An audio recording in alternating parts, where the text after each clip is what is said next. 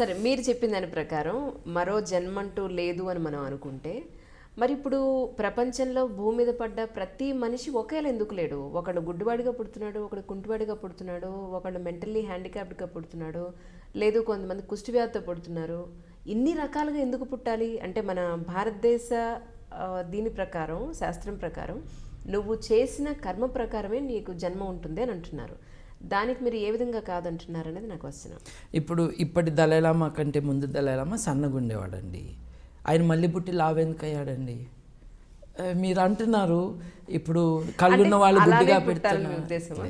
ఇదంతా it has no basis in reality. ఇప్పుడు గుడ్డిగా ఎందుకు పుడుతున్నారు అని అంటే, మీ అమ్మగారు ఏ విటమిన్ తిన్నారో లేదో గర్భంలో ఉన్నప్పుడు, what is the input, what is the nutritional input, what is the genetic input in to this person, that matters. మరి బాగా ఉన్నవాడు పుడుతున్నాడు, తిండికి లేనివాడు పుడుతున్నాడు. మరి దానికి గల కారణం ఏంటంటారు? మరి ఉన్నవాడుగా పుడుతున్నాడా? మరి అలా కూడా ఉండాలి కదా. అంటే ఇట్ హ్యాస్ నో మీనింగ్ అండి.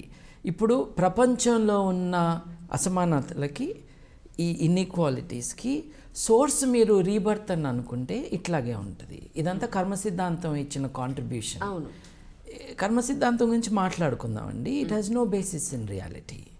మనం దలైలామా విషయమే ఆలోచిస్తే, ఈ ప్రజెంట్ దలైలామా ఆయన కూడా ఒకప్పుడు టిబెట్లోనే రాజ్యం వెళ్ళాడు కదా. 1000 గదులు ఉన్న ప్యాలెస్లో ఉండేవాడు ఆయన. అసలు 1000 గదులు ఒక మనిషికి ఉండాలా? దాంట్లో ఉన్నాడు. ఇప్పుడు నేను చెప్పేది జాగ్రత్తగా వినండి, ఎందుకంటే చాలామంది నమ్మరు. దలైలామా యొక్క యూరిన్ని, దలైలామా యొక్క ఫీసిస్ని కలెక్ట్ చేసి ఎండబెట్టి గుళికలుగా చేసి టిబెట్లో ఉన్న జనాలకి ఇస్తే వాళ్ళు డబ్బులు ఇచ్చి తీసుకుని తినేవాళ్ళు. ఎందుకు? కారణం అసలు అంత అవసరమే ఉంది.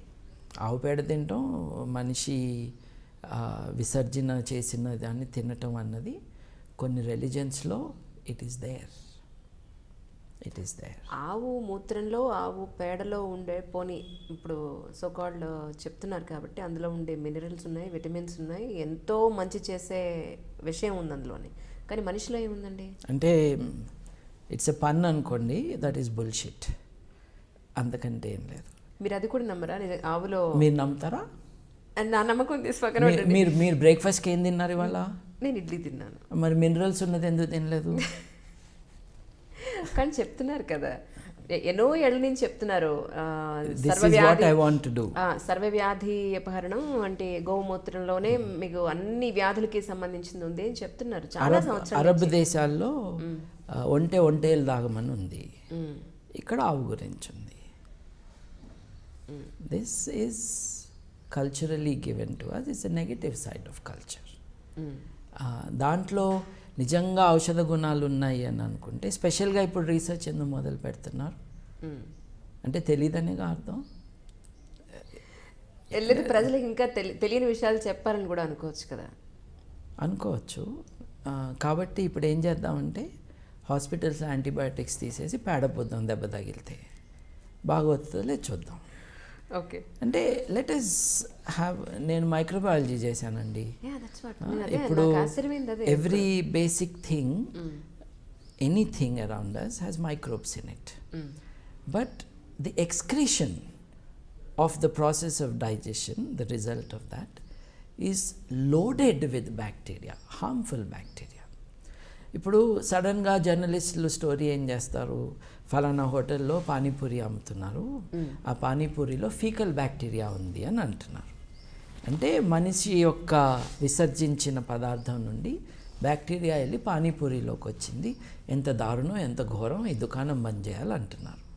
అట్లా మాట్లాడే వాళ్ళే పొటెంట్గా ఫీకల్ బ్యాక్టీరియానే ఉన్నాయి తీసుకుని తిని మినరల్స్ అంటే ఎట్లా అండి మీరు ఇప్పుడు అన్నట్టుగా. ఒకసారి వి మస్ట్ మన నాలెడ్జ్కి విషయానికి కనెక్షన్ ఏర్పరచుకోకపోవటమే ల్యాక్ ఆఫ్ ప్రోగ్రెస్ అంటే. ఇప్పుడు మీరు చెప్పిన దానికే వద్దాం పోనీ.